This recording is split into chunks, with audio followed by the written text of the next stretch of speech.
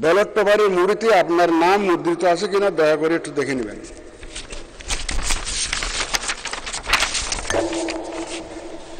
Ballot পেপারে প্রতিদ্বন্দ্বী প্রার্থীদের নাম বাংলা বর্ণমালার আদ্যক্ষরের ক্রমানুসারে মুদ্রিত আছে। আপনার প্রার্থীকে তার নামের বিপরীতে নির্দিষ্ট স্থানে নিজের পূর্ণ নাম স্বাক্ষর করে ভোট প্রদান করবেন এবং সংরক্ষিত যে কোনো ব্যালট বাক্সের অভ্যন্তরে ব্যালটটি রাখবেন।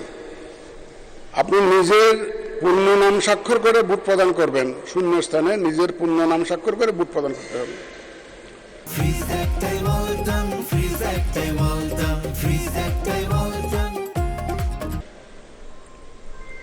ভোট গ্রহণ বিকাল 5টা শেষ হওয়ার পর ভোট গণনা করা হবে। বৈধ ভোটের সংখ্যাগরিষ্ঠতার ভিত্তিতে যিনি সর্বাধিক ভোট পাবেন তাকে প্রাথমিক নির্বাচিত হিসাবে এখানেই জানিয়ে দেওয়া হবে। অতঃপর সরকারি গেজেটে ফলাফল প্রকাশ করা হবে। রাষ্ট্রপতি নির্বাচন আইন 1991 ধারা 10(1) অনুযায়ী সংসদ সদস্যগণের প্রদানকৃত ভোটে রাষ্ট্রপতি নির্বাচিত হবেন। কাজেই ভোট প্রদানের পর এবং ভোট গণনাকালে সম্মানিত সংসদ সদস্যগণ সংসদ কক্ষে অবস্থান করতে পারবেন। যদি আপনারা থাকতে চান থাকতে পারবেন।